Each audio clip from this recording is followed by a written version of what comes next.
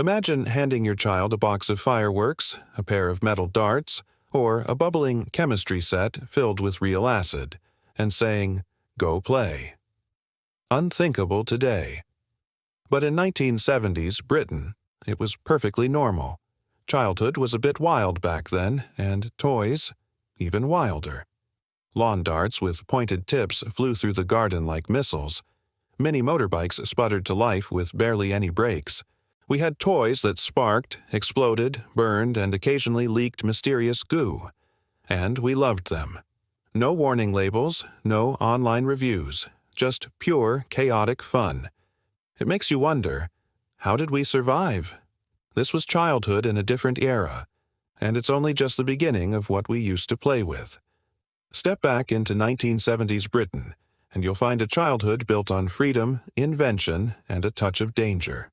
Toys didn't arrive in sterile, safety-tested packaging. They sat proudly in the window of the local toy shop, often stacked high without a single age warning in sight.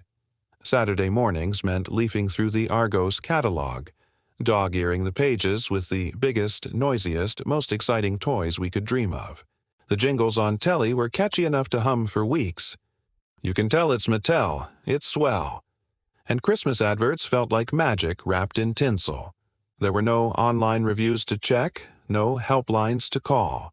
Just hope, hype, and a good deal of trust in the toy itself. Parents weren't hovering. They were watching from the window, sipping tea. We built dens, played war in the garden, and came home when the streetlights flickered on. It was a world of scraped knees, grubby hands, and limitless imagination. And somehow, those dangerous toys made it even more thrilling. But some of them, well, they truly pushed the limits. Let's start with a bang. Literally. Cap bombs. You remember them. A small plastic missile you'd load with a paper roll of tiny explosives. Then you'd fling it skyward and wait for the deafening crack as it smacked the pavement. No helmet, no goggles, just pure excitement. And yes, sometimes burns, sometimes bruises, but it was all part of the fun. Then there were clackers. Two heavy acrylic balls on a string that you do swing up and down until they cracked together in a rhythmic snap, snap, snap, except when they didn't.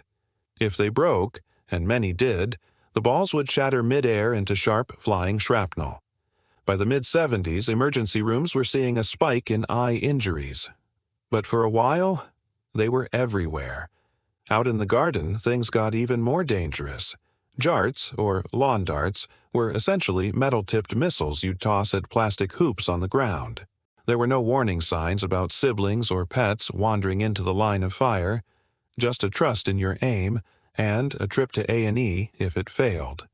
Now, who could forget the creepy crawler's oven?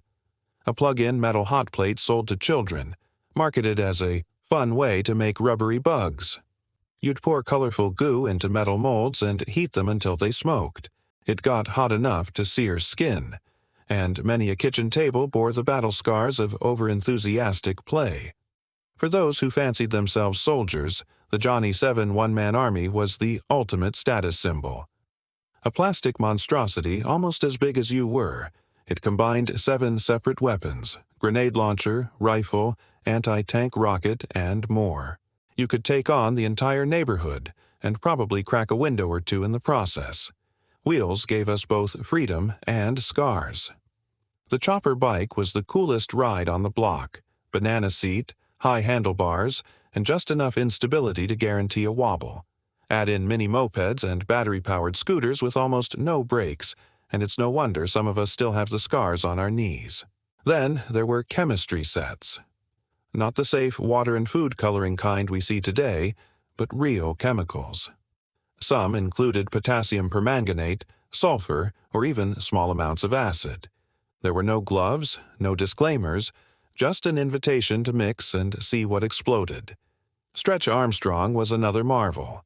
A muscular rubber man you could stretch across the room. He was filled with an unidentifiable goo that, if punctured, leaked sticky gunk all over the carpet. We never questioned what was inside. We just knew it wasn't meant to come out. And remember metal toy soldiers? They were painted with lead-based paints, lined up by the dozen on bedroom floors. You'd chew them absent-mindedly during a long battle, or toss them into fires just to watch the paint bubble. Nobody warned us. That came later. Finally, firework kits. Yes, you could buy a make-your-own rocket kit from some shops. It came with fuses, powders, and paper tubing. The fact that it was available to children, unbelievable now, but then, just another rainy afternoon project. All dangerous, all thrilling, all unforgettable, and somehow, we made it through. Looking back, it's hard not to wonder. Were our parents fearless, naive, or simply trusting that we'd figure it out? They let us launch homemade rockets in the garden, stir up dubious potions in the shed, and ride bikes with no helmets down steep hills. Not out of neglect, but because that was just how childhood looked. Risk wasn't a warning label. It was part of growing up. Maybe we were tougher. Maybe we were just lucky. But those bumps, bruises, and the occasional A&E trip taught us something.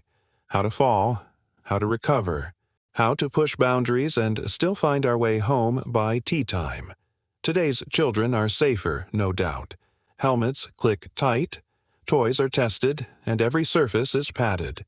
But in all that safety, have we lost a little of the thrill? The joy of testing your nerve, of discovery with consequences. There's something to be said for resilience, earned not through caution, but through scraped knees and trial by toy. And as we reflect, one question lingers. What changed? And why did it change so fast? In the 1970s, play meant bruised shins, muddy clothes, and wild freedom. We built go-karts from scrap wood, climbed trees without a second thought, and knew every crack in the pavement outside our front doors. Today, play often means screens, apps, and cautious supervision. Children explore digital worlds, but rarely scrape their elbows doing it. It's not wrong, just different. Safer, yes, but quieter too. Risk has been replaced by reassurance and spontaneity by structure. Have we protected our children? Or have we clipped their wings a little too much? Perhaps the real loss isn't the toys themselves, but the spirit they sparked. A generation raised on danger learned how to bounce back. And maybe, just maybe, that's worth remembering.